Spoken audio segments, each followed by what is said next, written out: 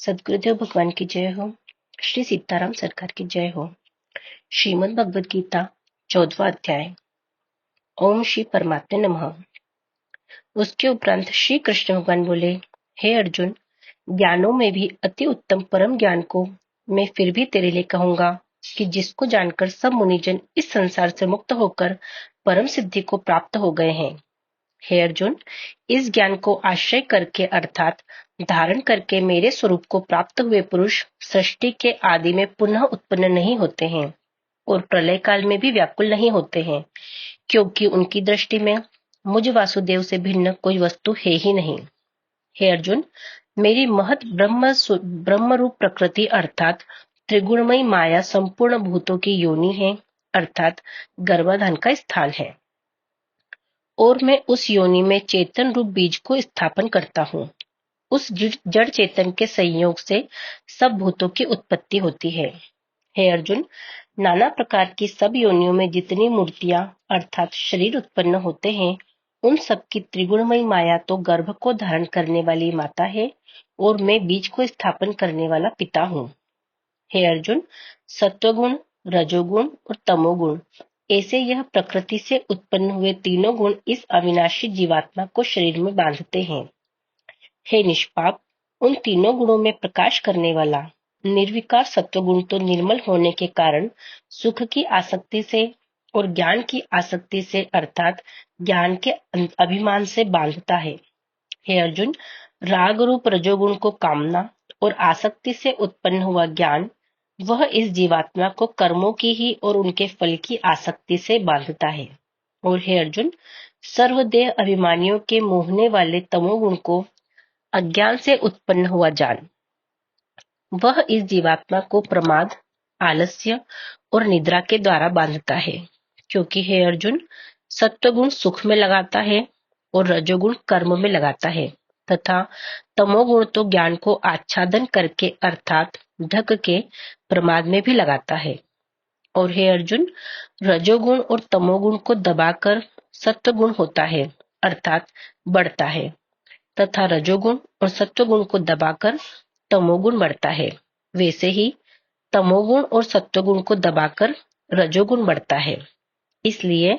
जिस काल में इस देह में तथा अंतःकरण और इंद्रियों में चेतनता और बोध शक्ति उत्पन्न होती है, उस काल में ऐसा जानना चाहिए कि सत्वगुण बढ़ा है।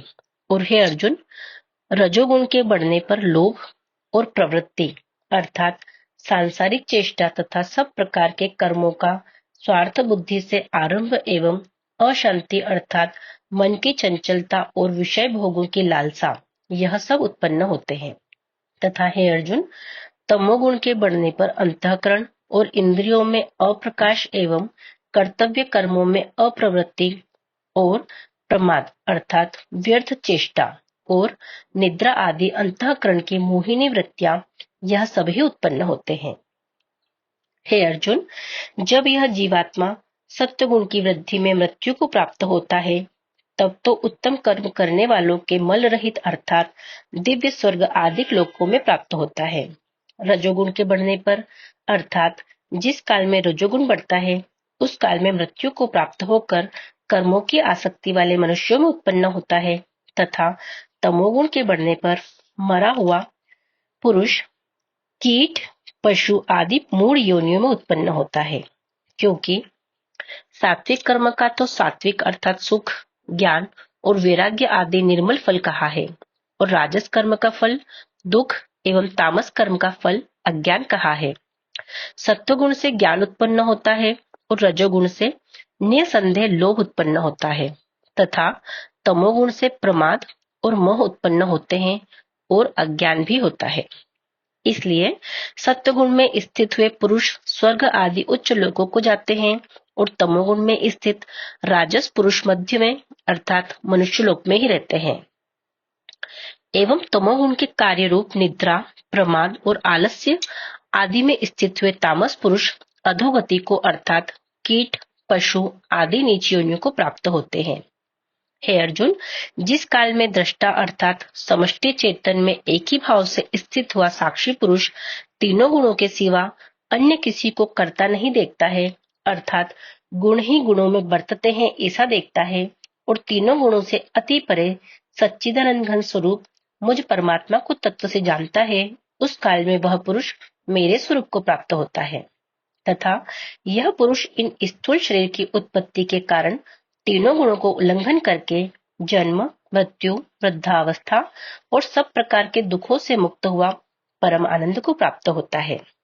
इस प्रकार भगवान के रहस्युक्त वचनों को सुनकर अर्जुन ने पूछा कि हे पुरुषोत्तम, इन तीनों गुणों से अतीत हुआ पुरुष किन किन लक्षणों से युक्त होता है और किस प्रकार के आचरण वाला होता है तथा हे प्रभु, मनुष्य किस उपाय से इन तीनों गुणों से अतीत होता है। इस प्रकार अर्जुन के पूछने पर श्री कृष्ण भगवान बोले, हे अर्जुन, जो पुरुष सत्वगुण के कार्य रूप प्रकाश को और रजोगुण के कार्य रूप प्रवृत्ति को तथा तमोगुण के कार्य रूप मोह को भी न तो प्रवृत्त होने पर बुरा समझता है और न निवृत्त होने पर उनकी आकांक्षा करता है तथा जो साक्षी के सदृष्ट स्थित हुआ गुणों के द्वारा विचलित नहीं किया जा सकता है और गुण ही गुणों में बरतते हैं ऐसा समझता हुआ जो सच्चिदानंद घन परमात्मा में एक ही भाव से स्थित रहता है एवं उस स्थिति से चलायमान नहीं होता है, जो निरंतर आत्मभाव में स्थित हुआ दुख सुख को समान समझने वाला है तथा मिट्टी, पत्थर और स्वर्ण में समान भाव वाला है और धैर्यवान है तथा जो प्रिय और अप्रिय को बराबर समझता है और अपनी निंदा स्तुति में भी समान भाव वाला है तथा जो मान और अपमान में सम है एवं मित्र और वैरी के पक्ष में भी सम है, वह संपूर्ण आरंभों में कर्तापन के अभिमान से रहित हुआ पुरुष गुणातीत कहा जाता है। और जो पुरुष अव्यभिचारी भक्ति रूप योग के द्वारा मेरे को निरंतर भजता है, वह इन तीनों गुणों को अच्छी प्रकार उल्लंघन करके सच्चिदानंद घन ब्रह्म में एक ही भाव होने के लिए योग्य होता है। हे अर्जुन, उस अविनाशी पर ब्रह्म का और अमृत का तथा नित्य धर्म का और अखंड एक रस आनंद का मैं ही आश्रय हूँ, अर्थात उपर्युक्त ब्रह्म, अमृत, अव्यय और शाश्वत धर्म तथा एकांतिक सुख, यह सब मेरे ही नाम हैं, इसलिए इनका मैं परम आश्रय हूँ। इति श्रीमद् भगवद गीता रूपी उपनिषद एवं ब्रह्म विद्या तथा योग शास्त्र विषयक श्री कृष्ण और अर्जुन के संवाद में गुणत्रय विभाग योग नामक 14वां अध्याय समाप्त। हरि शरणम हरि शरणम हरि शरणम।